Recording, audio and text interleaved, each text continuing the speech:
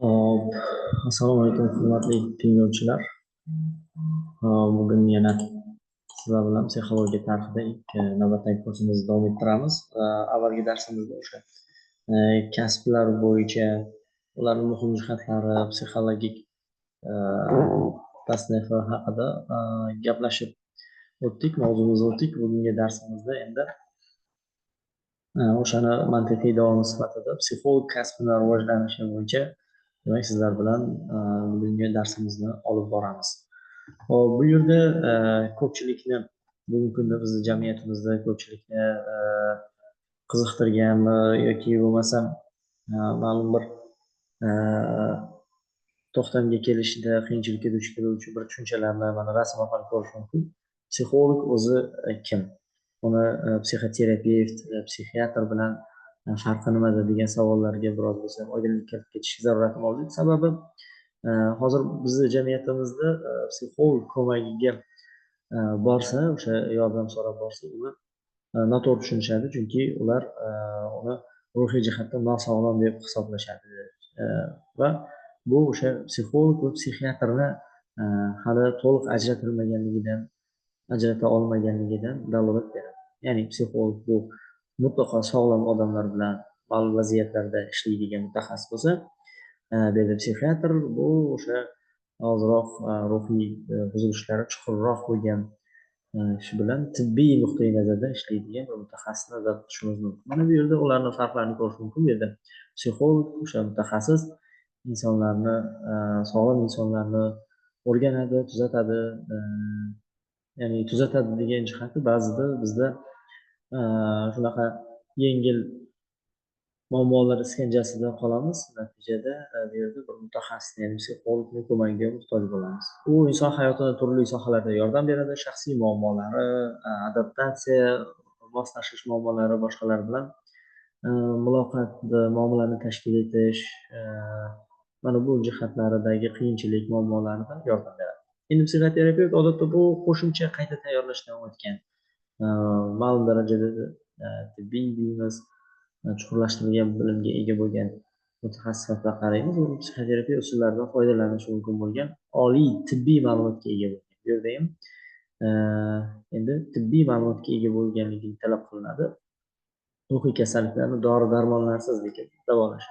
O'sha texnikalar, terapevtik vositalar orqali. Bundan tashqari psixiatr degan tushuncha mavjud bizlarda.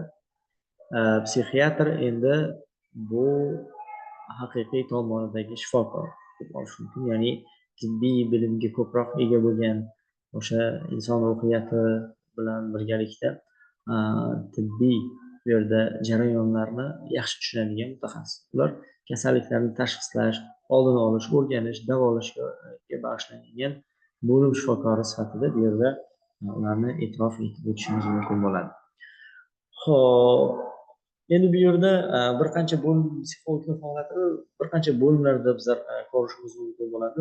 Bu birinchi navbatda ta'lim tizimidagi faoliyat. Bugungi kunda eng ko'p uchraydigan bir faoliyat shakli sifatida, bularni ko'rishimiz mumkin. Bunda maktab psixologi, bolalar bosqichida amaliyotchi psixologni, yoki bo'lmasa psixolog metodologlarni, ya'ni o'sha psixologiya sohasida olib boriladigan diagnostika metodlarini saralovchi yoki bo'lmasa o'shani o'rnida ishlatishga mas'ul bo'lgan yoki psixolog maktabdagi professional maslahatchi, konsultatsiya jarayonini tashkil etuvchi, universitetda psixologiya o'qituvchisini bu yerda birinchi bo'limda ko'rishimiz mumkin.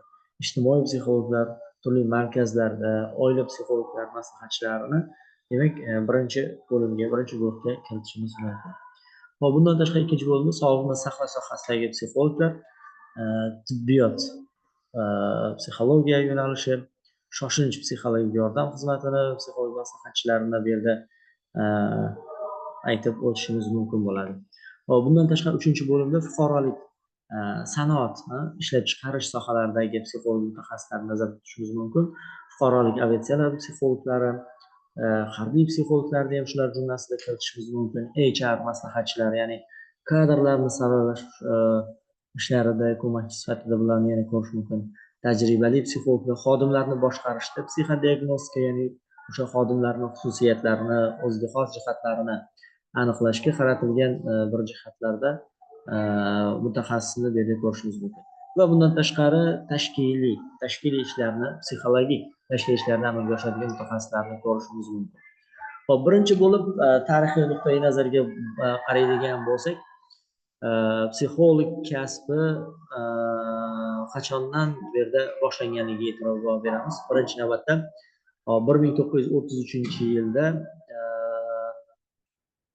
Belgiyada psixolog unvoni bu yerda tashkil etilgan qonuniy tarzda va unga belgilangan minimum talablar bor. Minimum talab psixologiyada o'sha psixolog xodim sifatida xizmat ko'rsatish uchun u magistratura bosqichi yoki unga tenglashtirilgan o'sha bilimlarga,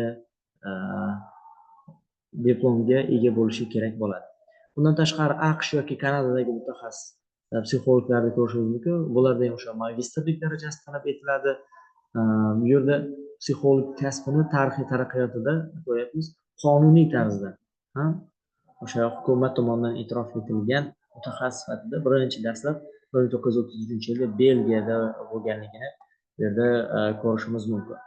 1979-yilda psixolog unvoni Gretsiyada tasdiqlanganini ko'rishimiz mumkin. Agar keyingi darslar bilan bu darsni solishtiradigan bo'lsak, Gretsiya o'zi aslida psixologiya sohasida birinchi tamal toshini qo'ygan mamlakatlardan biri hisoblanadi. O'sha Arastu olamiz, Suqrotni olamiz, yoki bo'lmasa Gippokratni nazariyalari psixologiya shakllanishida bir asos sifatida bu yerda ko'rilgan. Lekin boshqa Yevropa mamlakatlariga qaraganda nisbatan kechroq 1979-yilda o'sha Gretsiyada qonuniy tarzda psixolog lavozimi joriy etildi. Undan faqat Yunon hokimiyati tomonidan berilgan tegishli litsenziya yoki sertifikatga ega bo'lgan odamlar psixolog sifatida foydalanishi mumkin bo'lgan. Endi minimal talab ularda nima bo'lgan degan savolga, o'sha minimal talab o'sha psixologiya sohasida o'sha Yunon yoki bo'lmasa Gretsiya hukumati tomonidan tan olingan universitetlarda shu yo'nalish bo'yicha o'qiganligi talab etiladi. Gretsiyada psixologlar qonuniy ravishda psixologlarning xulq-atvor kodeksi 2019-yilda bunga o'zgartirish kiritilgan. Demak, mana shu kodeksga rioya qilishlari shart hisoblangan.